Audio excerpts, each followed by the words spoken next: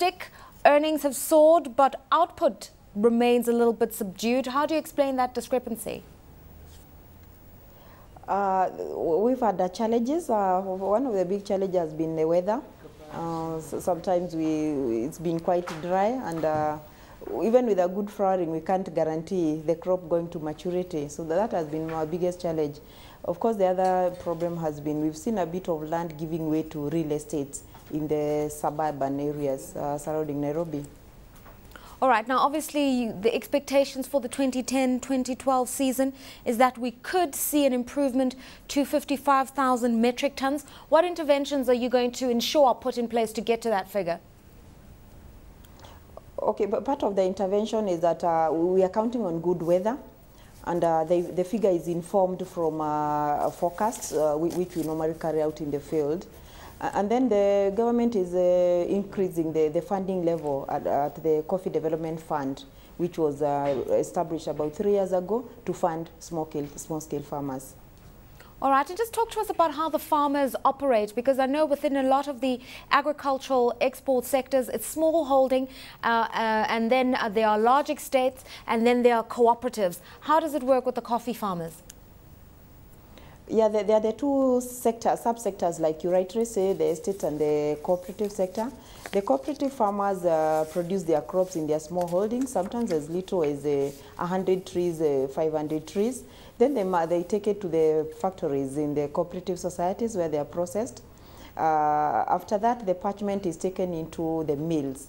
After the milling, then we have registered marketing associations, marketing bodies, who market that coffee either through the Nairobi auction or directly through what we call the direct sales, which is really becoming very popular and has become a price discovery mechanism for the farmers. As coffee gets itself a little more organized in terms of the production process, it does remain, unfortunately, one of the weaker performers in terms of Kenyan agricultural exports. To what extent will global prices support the growth that you're expecting in the sector?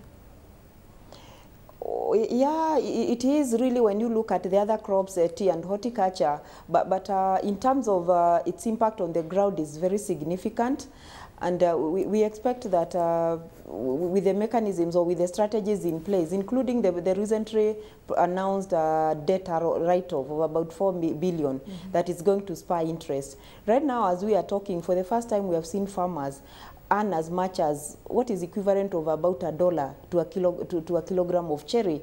That's a significant earn. That would compare to the average of about 30 or so. So really, this has spurred a lot of interest, and you go to every corner where coffee is grown, there is a lot of enthusiasm on the ground, and we want to build up on this euphoria. All right. Also, by education, yeah. Also, Loise, I mean, a lot of the focus is on the growing middle-class consumer in emerging markets in Asia and the Middle East, where you're starting to export Kenyan coffee.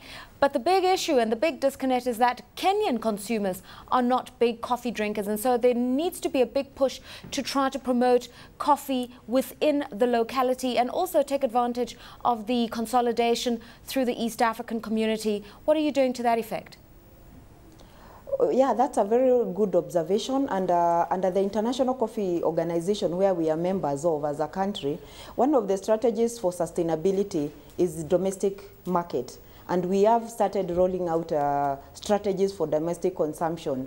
One through legal dispensation, and again through education and promotion. I think if you come to Nairobi today, you agree with me, you'll see more coffee shops than you saw 5 years ago. This is part of the initiative to get domestic market for our produce. And then a final...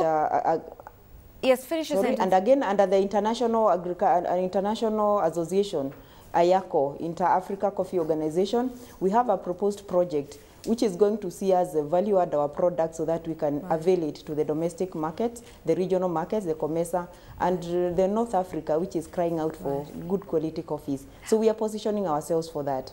And very briefly, what you're going to do about quality control, because we're told this is where some of the problems come through, governance of some of the small holders in terms of the shipments of parchment, which are then dried and not roasted, and those start to affect the quality of Kenyan coffee being exported. Currently, we've set up 3 regional capping centers as part of our initiative for branding our coffees as a country. And the capping centers are going to be quality assurance centers for the regions. We've started with 3 pilot ones, 1 in the west, and 1 in the central region and 1 in the eastern. So as we get available funding, then we are going to increase that so that farmers close by can get to access or evaluate their qualities, right, and then build on it. Then as we go into consumption, domestic consumption, we expect farmers to be more alert, right, of the quality attributes. However, I want to restate that Kenya is still the best in terms of quality and in terms of the health safety of the produce. Right.